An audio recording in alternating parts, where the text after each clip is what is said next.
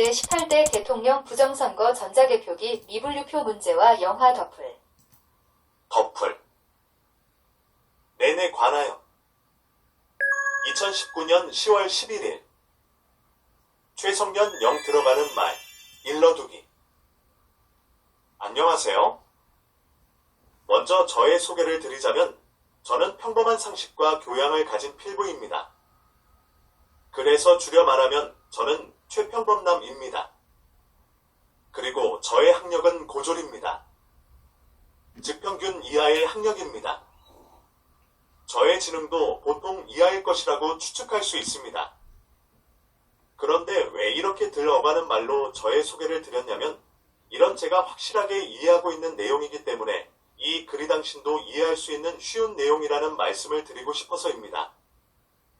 그런데 이 글 내용이 어렵게 느껴질 수도 있는 요소는가? 숫자가 나오는 내용이고, 법이 나오는 내용이고, 글이 다소 길 수 있다는 것입니다.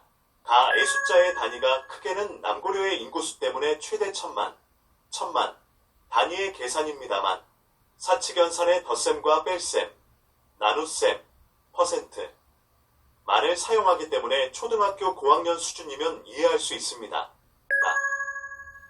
법이 나오는 내용이라서 어렵게 느껴질 수 있지만 법조문도 다 고려말이라는 말씀을 드리고 싶고 성의를 다해서 쉽고 단순하고 분명하고 선명하게 말하겠습니다. 그래도 안 되면 그게 저의 작가로서의 한계일 것입니다. 공자님의 논어에 군자는 의리를 쫓고 소이는 리를 쫓는다는 말씀이 있습니다. 자본주의 체제 사회에서는 절대 다수의 사람들이 이익을 쫓을 수밖에 없습니다. 그 이유는 자본주의 체제 사회에서는 열심히 이익을 쫓지 않으면 사회보장이 안 되기 때문에 살아남을 수 없기 때문입니다. 저 역시 그런 환경에서 살아온 사람이고 다시 말해 절대 다수의 사람들이 이익을 중시합니다. 그래서 지금은 이익이 될 것이라고 자극하면 통하는 세상이라는 것을 느낍니다. 이 글이 다소 길어지겠지만 저는 이 글 내용을 매우 중요한 내용이라고 생각하여 쓰기 시작하는 것이고 당신과 여러분들에게 진정한 이익이 되기를 바랍니다. 글이 다소 길어질 것 같아서 무슨 말부터 시작할지 막막하네요. 1. 영화 더플랜에 관하여. 더플랜은 저작 인격권을 침해한 도용자. 영화 김어준의 더플랜은 저의 저작물 내용을 도용한 것입니다. 실은 김어준 씨가 저의 저작물인 제18대 대통령 부정선거 전자개표기 미분류표 집계 총남을 주요 모티브로 삼았으면서 프락치를 다리 삼아 저작 인격권을 침해한 것이지요. 주 2일 제가 책을 냈습니다. 2016.09.10 15시 36분 해티콜론 / 캐페이 다음 넷 / 일렉션 케이스 / 유스파이 / 100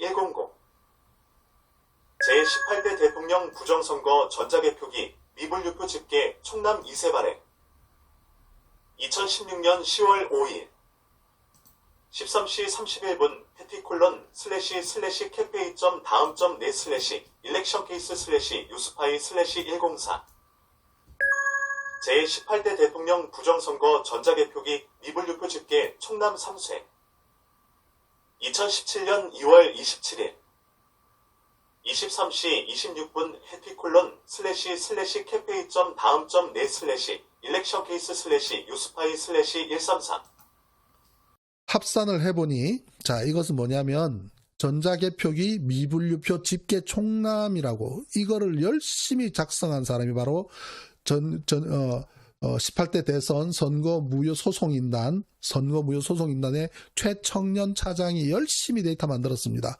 저도 그 데이터와 함께 그 내용을 들여다보면서 결국 그 당시에 한영수 대표도 그렇고 이 최청년 차장도 구속되는 일까지 벌어집니다. 이 내용이 18대 대통령 선거 부정선거 전자개표기 미분류표 집계 총남으로 나오고 이분은요 대선이 끝나고 2014년에 한 번 구속되고 2015년에 또 구속됩니다. 2014년에는 1년 동안 구속이 되고 2015년에는 4개월 동안 구속을 합니다. 도용의 근거 김어준 씨는 예수령 2017년 4월에 2012년 12월에 대선 개표 부정에 관한 영화를 발표하는 자리에서 기관으로부터 자료 수집하는데 2년 걸렸고 자료를 분석하는데 2년 걸렸다 라고 주장했는데 이 말이 모순입니다. 자료, 소스는 기관에 정보공 개청구하면 1개월 이내 확보할 수 있고 분석은 저 혼자 해도 하루 1개 표고 10만에서 15만 표 정도씩 250일 서기 2013년 한 해 끝났던 것입니다. 기관으로부터 자료 수집하는데 2년 걸렸다는 말부터 바보 같은 거짓말일 수밖에 없습니다. 주 2대 18대 대선 전자개표기 미분류표 집계 분석 전국 총계 2013년 10월 22일 해피콜론 / 캐페이 다음 넷 / 일렉션 케이스 / 유스파이 / 3 다 도용의 동기. 그렇다면 왜 더 플랜 제작진 측은 저의 작업이면 저의 작업이라고 하면 될 텐데 저의 작업이라고 안 한 것일까요? 1. 그 이유는 당시에 제가 소위 말하는 문바가 아니었기 때문입니다. 그리고 반대쪽과 합을 맞춰놓고 쇼를 한 것이라는 의심도 있습니다. 문바들이 더 플랜의 출연자로 나와서 개표 조작기다. 맞다. 라고 주장하고 문바들이 뉴스타파 더 플랜인가 노플랜인가 노플랜에 나와서 개표 조작 아니다 하는 모양새를 연출했으니 다 어특히 신비, 김상호, 나는 인물은 더 플랜, 노플랜 둘 다 출연하기도 했습니다. 노플랜에서 어떤 통계학 교수라는 인간은 문제 있는 투표구는 전체 중 17, 권해명의 통계에 의하면 실은 18%인데 개표 조작론자들은 나머지 정상적인 83%에 대해서는 침묵한다는 궤변을 사자우처럼 토해내기도 했습니다. 모르는 사람이 이 말을 보면 권위 있는 교수나 박사님 말씀이니까 그런가 하겠지만 아는 사람 입장에서는 하고 실소가 나올 정도로 언어도단의 궤변일 뿐입니다. 17%면 심각한 숫자인데 다수결 논리인가? 이렇게 말하는 사람은 그가 어느 대학교 교수이건 박사이건 검사이건 판사이건 그냥 미친 양아치일 뿐이니 다 너에게 어떻게 해주면 내가 그런 개소리를 할 수 있는 거지? 너의 영업값은 얼마인가? 그런 주장을 기사에 실은 뉴스타파의 노플랜도 의도를 가지고 제작했다고 생각됩니다. 이후 최승호 씨는 문화방송 사장이 되기도 하였습니다. 나 더플랜 내 명언 더플랜 후반부에 그래도 감명을 주는 명언이 나옵니다. 그 말은 김어준의 대사 중의 말씀입니다. 투개표에서 가장 중요한 것은 공개적인 감시다 가능한가이다. 이 말씀은 진리를 꿰뚫는 명언입니다. 이 글의 첨언입니다. 더 플랜 이후의 경과 영화 더 플랜 이후 중앙선거관리위원회 선관위는 반박하면서 원한다면 재검표 해보자고 파격적으로 말했습니다. 그 이후 뉴스타파 노플랜이 선관위의 입장을 거들었고 김어준은 반론할 것이라고 하고는 노플랜의 주장에 인정도 부인도 하지 않아 왔습니다. 2017년 8월에 재검표해보자고 했던 선관위는 돌연히 투표지들을 전부 폐기했습니다. 주 3제 18대 대선 투표지 등 폐기 중단 요청 2017.08.14 1시 51분 해피콜론 / 캐페이 다음 넷 / 일렉션 키스 / 유스파이 / 182 김상호 일명 신비 씨는 언론 기사에서 더 플랜 측과 선관위가 재검표를 부분적으로 할지 논의가 오가는 과정에서 선관위가 갑자기 일방적으로 폐기한다고 하니 당황스럽다고 말했습니다. 제 생각에는 선관위가 내부적으로 재검표를 해보고 재검표하면 큰일 나겠구나 하고 폐기했을 수도 있을 것 같습니다. 전자개표기 미분류표에 관한 선관위 주장의 요지 2012년 18대 대선 직후 많은 사람들이 개표 부정선거를 의심했고 선거무효 소송도 제기되었습니다. 3. 그림 1대 2012년 18대 대선 직후 많은 사람들이 개표 부정선거를 의심했고 선거무효소 송도 제기되었습니다. 그런 의심에 대하여 선관위는 연령이 높을수록 극우 성향 후보자를 찍었다. 50대 투표율이 90%, 89.9% 였다고 하기도 했습니다. 더 플랜의 전자개표기 미분류표 대부분 박근예표로 집계 주장에 대해서도 연령별 투표성향을 기본으로 50대 장년층 이상의 심신미약에 의한 부실기표라고 주장했습니다. 이 글주 이 링크 이상에도 그런 가설에 대한 검증이 있습니다.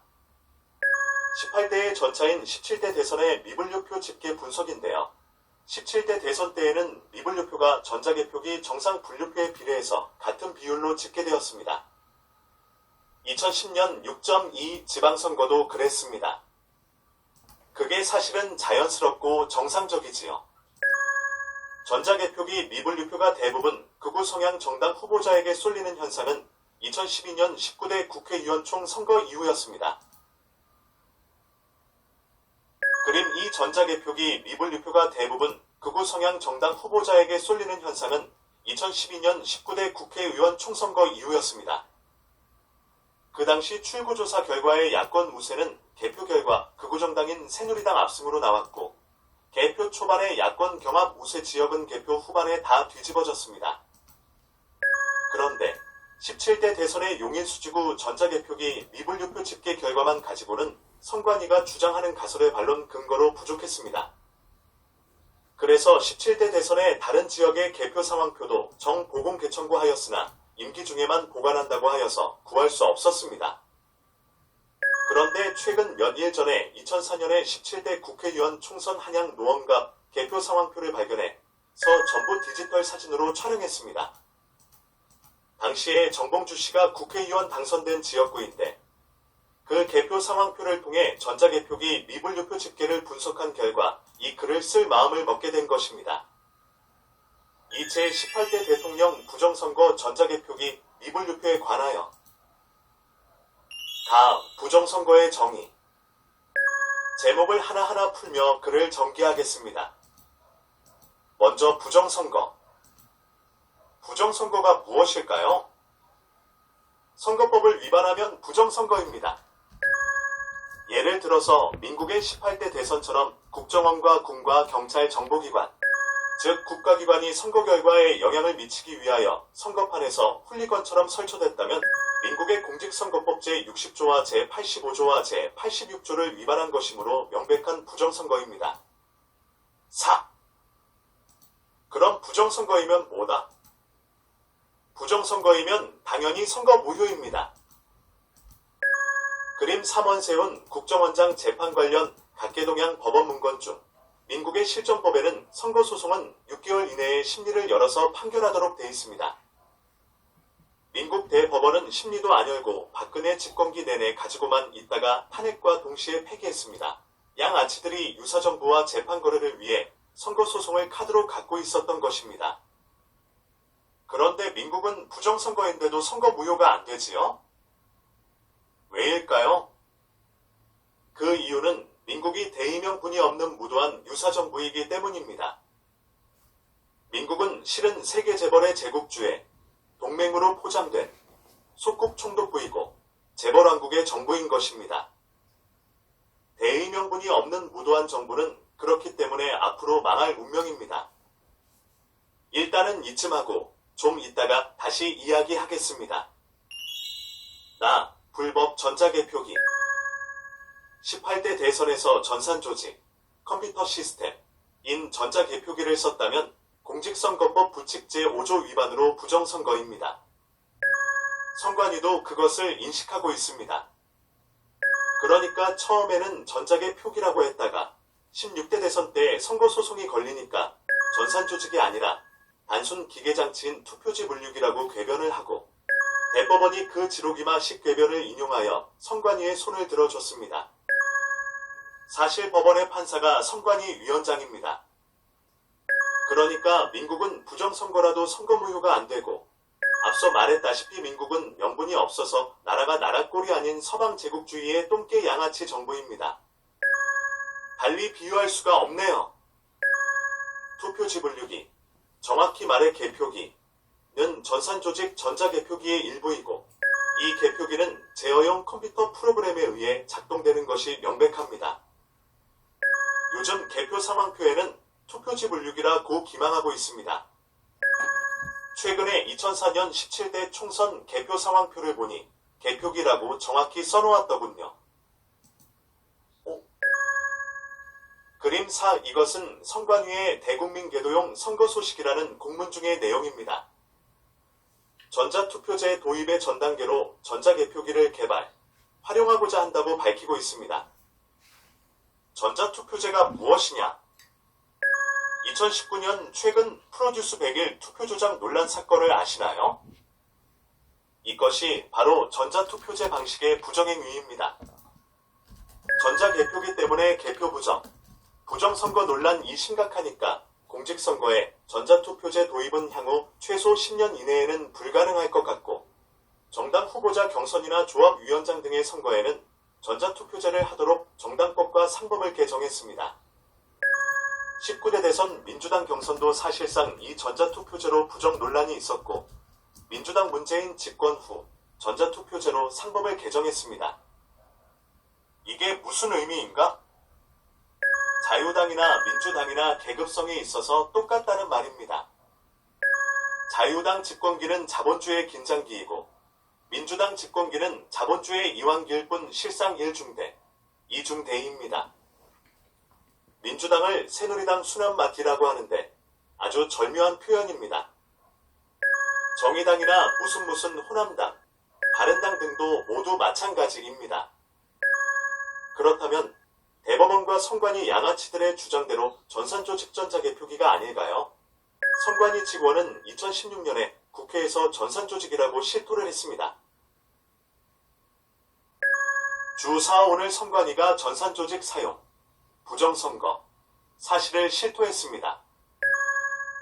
2016년 12월 15일 22:18분 해피콜론//cafe.다음.net/ electioncase/uspy/114 선관위 직원 전사님을 시인 수개표 제도입 토론회 송영길 의원 주최 12월 15일 주패스://u2.b/q5zrf카이오 저는 18대 대선 선거무효소송팀장 사무처장 최성면이라고 합니다. 그 선거관리위원회 선거인과 관한 김진무 과장님께 질문드리겠습니다. 선관위는 공직선거 개표 사무 때 전자개표기를 사용하고 있나요? 다시 한번 질문해 주세요. 선관위가 지금 공직선거 개표 사무 때 전자개표기를 사용하고 있나요? 전자개표기라는 것은 저희는 투표지 분류기라고 명칭해서 사용하고 있고요. 선거법 278조에 의한 전산조직에 의한 투개표는 사용하지 않고 있습니다.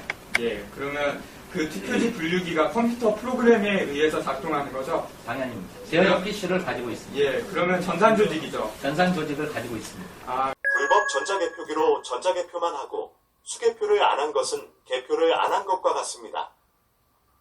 2012년 18대 대선 개표 상황표에서 투표지 분류 종료 시각과 위원장 공표 시각의 차를 근거로 전자개표만 하고 수개표를 안 한 것을 밝히니까 선관위는 2014년 지방선거 개표 상황표에서는 투표지 분류 종료 시각란을 없애버렸습니다. 18대 대선의 일부는 전자개표기를 안 쓰고 수작업으로만 개표한 경우가 있었습니다. 전체 3천만 표 중 86만 6,693표가 해당됩니다.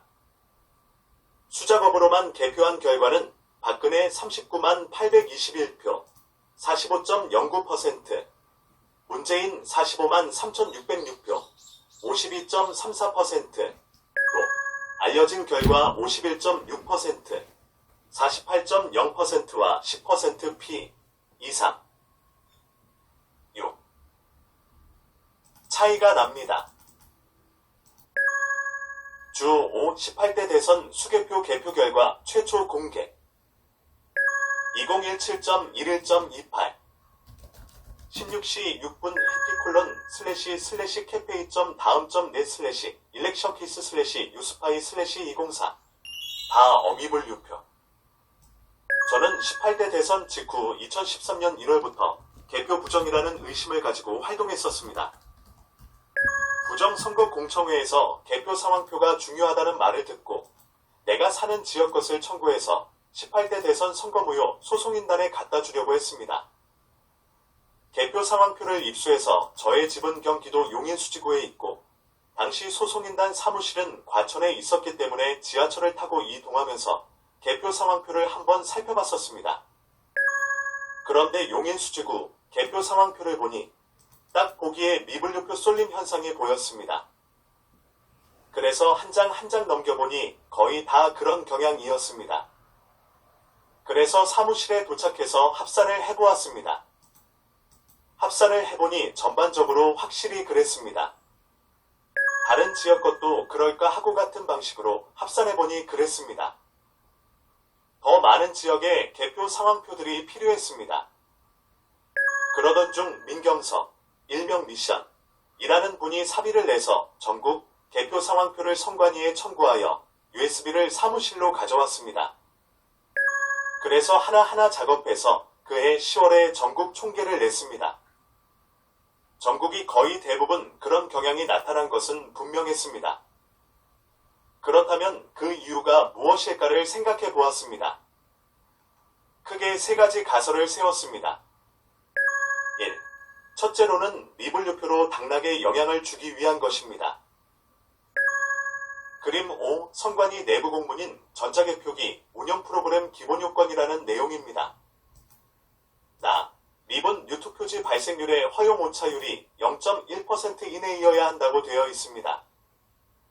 그럼에도 불구하고 항상 허용 기준치의 수십 배가 넘는 미분류표가 나옵니다. 주 6원주가 박빙의 승부가는 미분류표. 간밤에 무슨 일이? 2016.04.1415시 38분 //cafe.다음.네/ electionkiss/ idba/2284 7. 위 기사 내용은 2016년 20대 총선 강원원주갑 국회의원 선거에서 민주당 후보가 근소 우세였고 득표수가 거의 비슷했는데 미분류표는 1268, 696, 거의 2배에 가까운 비율로 집계되어서 당락을 갈랐다는 것입니다. 선관위가 재검표해보자고 해놓고 18대 대선 투표지를 폐기했기 때문에 그렇다면 그런 현상이 분명히 나타난 20대 총선 강원원주갑의 투표지를 대신 재검표하자고 해볼까 해서 선관위에 투표지 보관 여부를 물었습니다. 그러니까 선관위는 2016년 7월 16일에 이미 폐기했다고 했습니다. 주 7대 20대 총선 투표지는 언제 폐기했을까요? 2017.09.14 22시 6분 //cafe.다음.네/ electionkiss/uspy/192 지금 현재 국회의원들은 전부 20대 국회의원입니다. 그런데 20대 총선 투표지는 현재 없습니다. 일반적인 상식으로는 임기 중에는 투표지를 보존하는 게 정상이죠? 그런데 민국은 이명박 정권 당시 선거소송이 없을 경우 투표지를 선거 후 1개월 이후 폐기하도록 법을 개정했다고 합니다. 둘째로는 전자개표기로 당락을 좌우하는 것은 물론 0.1% 단위까지 정교하게 득표율을 맞추기 위한 것입니다. 이 세상에는 분명히 미친 변태의 양아치들이 있습니다. 어떤 미친 변태의 양아치들은 수비압 가는 것을 즐깁니다.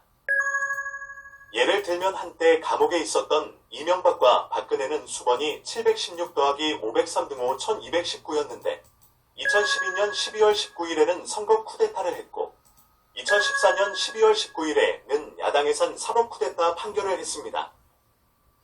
이것은 그냥 우연일 수 있습니다.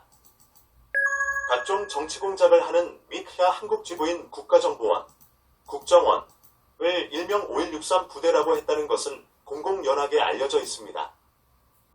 일제 만주군 장교였던 박정희가 군사정변 거사일로 정한 날이 5월 16일이었습니다. 그리고 박정희의 차녀 박근혜는 51.6%의 득표율로 부정당선되었습니다. 그런데 박근혜 박근혜의 득표율은 더 정확히는 51.55%였고 0.01% 차 반올림으로 51.6% 득표율이 된 것입니다. 만약 정말 51.6% 득표율로 당선시킬 의도를 가진 사람이 있었다면 거기에는 한 가지 장애물이 있습니다. 그게 뭐냐면 국내외 부재 자투표 등 일부는 전자개표기를 안 쓰고 수작업으로만 개표하는 것입니다. 주 5와 같이 그 86만 6,693표를 수작업으로만 개표한 결과 박근혜 39만 821표, 45.09%, 문재인 45만 3,606표, 52.34%. 이런 식으로 나오면 정확히 51.6%가 아니고 좀 떨어질 것입니다. 그런데 미분류표 집계 결과 박근혜 58만 6,557, 문재인 39만 7,566. 이런 식으로 되면 어떨까요? 부재 자투표와 알려진 최종 결과의 편차 51.6%, 48.0%와 미분류표와 그 최종 결과의 편차 가 사실은 더블로 다 이상한 것인데 결과적으로는 쌤쌤이 됩니다. 3. 셋째로는 선관위의 주장대로 50대 장년 이상 노인들이 심신미약으로 기표를 부실하게 했다는 가설입니다. 만약 정말로 그렇다면 18대 대선 말고 다른 선거들도 마찬가지로 미분류표 쏠림 현상이 나와야 되겠지요? 2012년 4월의 19대 총선에서도 마찬가지로 그런 현상이 나왔습니다. 그런데 2010년 지방선거와 그 이전에는 미분류표 쏠림 현상이 없었습니다. 18대 대선의 전차인 17대 대선의 용인수지구 미분류표도 정상적으로 집계되었다는 것을 이 링크의 끝부분에서와 같이 확인하였습니다. 정병진이라는 분이 16대 대선 용인수지구도 해보니 정상적으로 나왔다고 했습니다.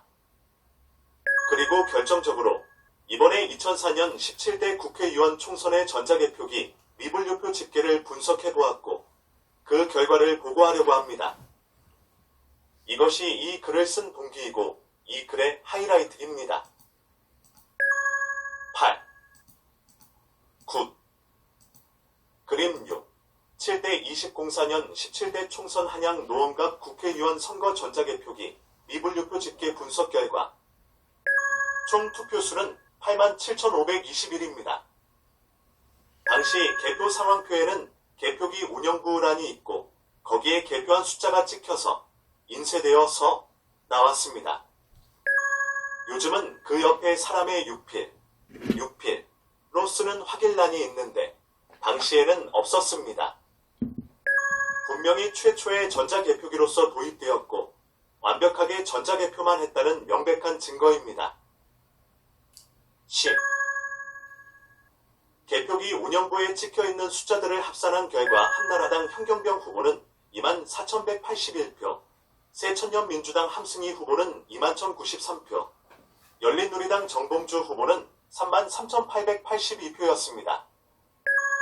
이것을 100분율로 나누면 27.63%, 24.10%, 38.71%로 1대 2위 간 11.08% 피 차이가 납니다. 전자개표기가 인식을 못한 미분류표는 8,365표로 이는 전체 중 9.56%입니다. 미분류표는 현경병 2,288표, 함승희 2,041표, 정봉주 3,081표로 집계되었습니다. 이것을 100분율로 나누면 27.35%, 24.40%, 36.83%이며 1대 2위 간 9.48% 피 차이가 납니다. 한눈에 보더라도 큰 차이가 없음을 알 수 있고 현학적으로 K값을 계산하더라도 1.0에 가깝게 나올 것입니다. 이것이 자연스럽고 정상적인 것입니다. 무효표는 995표로 전체 중 1.09%입니다. 미분류표에서 무효표를 뺀 미분류표 오차율은 8.47%, 허용 기준치의 약 80배입니다. 영화 더 플랜에 대한 뉴스타파 노플랜 기사와 선관위의 반박 가설은 이것으로 완전히 탄핵된 것입니다. 18대 대선은 반드시 재검표를 했어야 했는데 선관위는 증거를 인멸했습니다. 감추려는 자가 뭐다? 범인이다. 3. 선거개혁안 지금 상황을 한번 상기시켜 드리고 싶습니다. 요즘 조국 장관 임명 전부터 계속 논란 중이지요. 그리고 반년 6개월 후에는 민국의 제21대 국회의원 총선거라는 큰 사건이 예정되어 있습니다. 제 개인적인 생각은 사법부의 하나라 할 수 있는 검찰개혁뿐 아니라 심각한 사법농단의 주 인공인 법원까지 합해서 사법개혁을 하는 것이 더 맞다입니다. 그리고 조국 씨에 관해서도 조심스럽게 의견을 말씀드립니다. 1. 원래 민국의 법원은 오래전부터 죄인을 추포하여 관아에 잡아가두는 문화가 이어져 왔습니다. 그래서 사전, 구속재판이 만연하고 거의 일상적입니다. 심지어는 구속의 사유가 없어도 막무가내 식으로 구속시킵니다. 주 8대 21.08.19 피고인 최성년 참고, 증거, 서류 제출, 해피콜론//cafe.다음.net/사이서 -1/QLW/1이 그런데 조씨 일가는 영장심사를 포기했는데도 구속이 안 되었지요? 이것은 매우 이례적인 것입니다. 조씨 일가가 고용한 변호사는 통합진보당 야당에선의 논리를 개발했던 자였다고 합니다. 주구 정경심 변호인 이인걸은 누구인가? 해피콜론//cafe.다음.net/사이서 -1/G1/504 3. 조국씨 본인도 극우주의자들의 야당 파괴 공작에서 옆구리에 비수를 찔렀던 정의당 인간들과 마찬가지로 이석기, 김재현 당연히 물러나야 한다고 주장했던 자입니다. 주10. 조국, 이석기, 김재현 당연히 물러나야. www.winner.co.kr/view/AR201106080583000001 조국 씨는 진보 코스플레라고 답이 나옵니다. 조국 수호하자 촛불이니까 촛불 집회이고 조국 퇴진, 사법개혁이 올바른 명분 같습니다. 그리고 지금 시점에서 사법개혁만큼 중요한 것은 선거개혁입니다. 거짓 좌파 위선자 소부르주아 정당과 신좌파 정당들까지 거들면서 선거개혁의 물타기로 선거 연령 하향 조정을 말합니다. 순전히 당리당략적입니다. 청소년 참정권보다 훨씬 중요한 것은 선거의 공정성 담보입니다. 불법 전자개표기를 폐기하고 투표함을 투표한 곳에서 옮기지 못하도록 하고 모든 사전투표제를 폐지하는 것이 신뢰를 위해 필요합니다. 이왕 덧붙여 말하면 선거 연령은 피선, 연령과 같게 하도록 하는 것이 맞겠습니다. 왜냐하면 엄중한 정치 권력을 선거로 위임하는 것인데 위임을 하는 것에도 위임을 받는 만큼 책임성이 있기 때문입니다. 어린 사람들에게 선거권을 주고 현혹만 잘 시킨다고 될 일이 아닙니다. 투표소 수개표 투표함을 투표한 곳에서 옮기지 못하게 하는 것만으로도 부정선거 시비는 상당히 사라질 것입니다. 또 현행 체육관 개표와 달리 1시간 이내에 개표가 종료되기 때문에 불법 전자개표기도 필요 없어집니다. 11.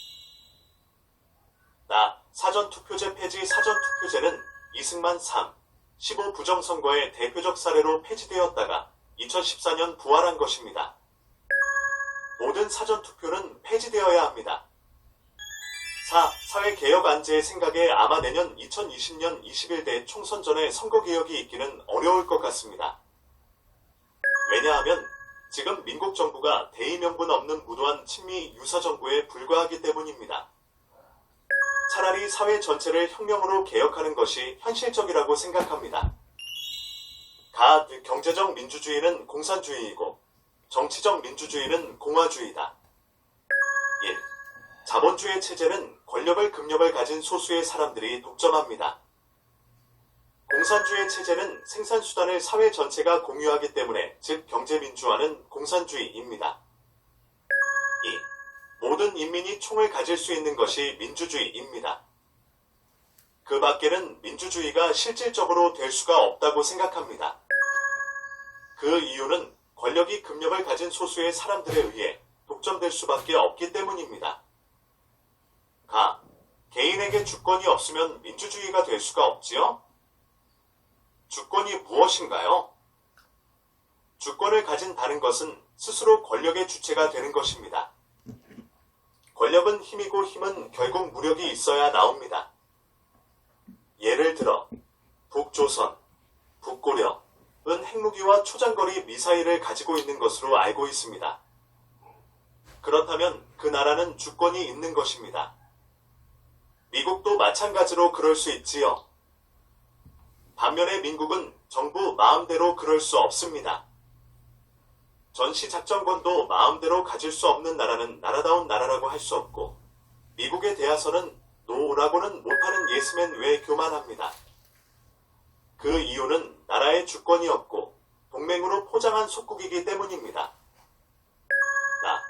핵무기 보유를 개인에게 적용하면 개인이 총을 가질 수 있는 것이 곧 개인이 주권을 가지게 되는 것입니다.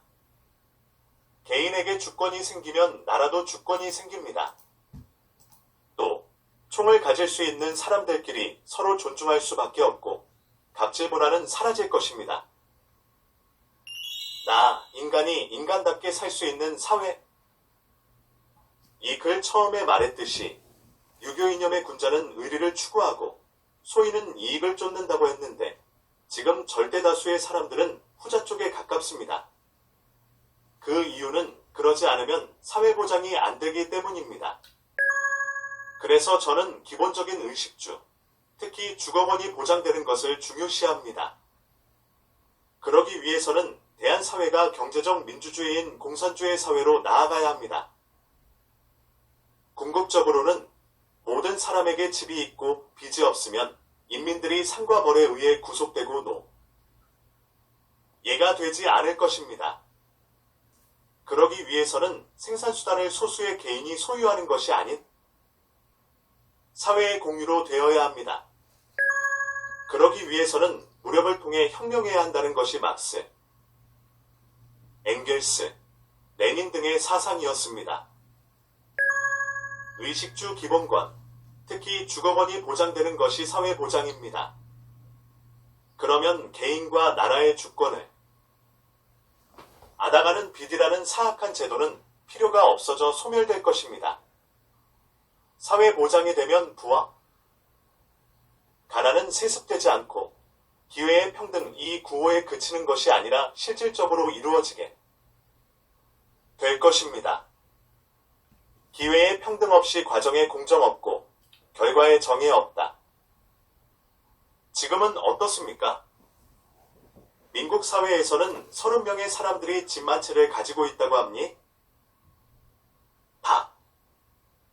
주 11대에 30명이 1만 1029채 보유. 투기 수단된 임대사업, 한국일보. www.한국일보.com/news/news/read/2019091914572765. 그 반작용으로 상당수의 사람들이 남의 집에서 새들어 살고 1만 명이 넘는 사람들은 전월, 비주택 거주도 아닌 거리에서 생노숙을 하는 노숙인, 불황인으로 삽니다. 개인에게 기집이 없는 것은 나라의 영토가 없는 것과 마찬가지 아닐까요? 오와맺은 말. 저는 이 글을 통해 양심적으로 하고 싶은 말을 기탄 없이 말했습니다. 끝으로 영화 기생충 이야기를 하고 싶습니다. 12. 영화 기생충 보셨나요?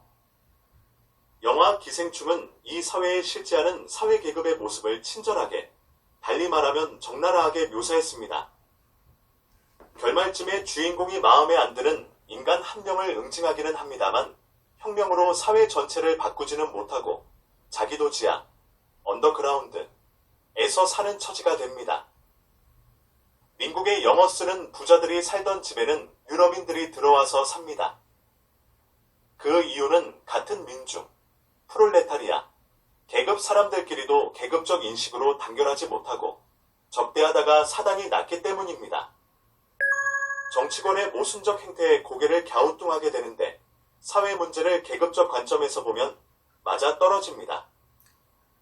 지금 민국은 세계재벌 제국주의의 속방 총독부이고 재벌왕국의 정부입니다. 이런 인식으로 보면 민주, 자유당이나 여타 기득권 정당의 행태도 이해가 됩니다.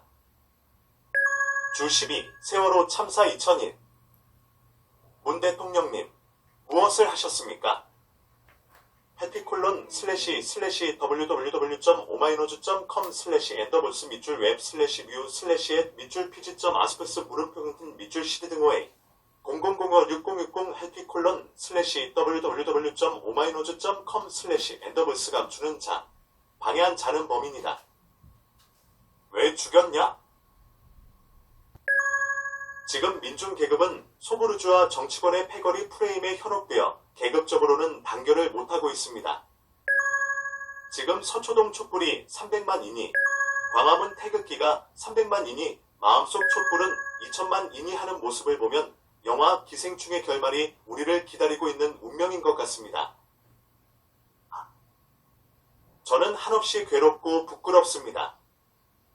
영화 기생충에서 민중 계급 인물을 바퀴벌레에 비유했습니다. 그런데 바퀴벌레는 강인한 생명력을 가진 존재로 알려져 있습니다. 우리도 앞으로 바퀴벌레처럼 살아남아서 우리가 인간이 인간답게 살 수 있는 인간 세상, 해방 세상을 만듭시다.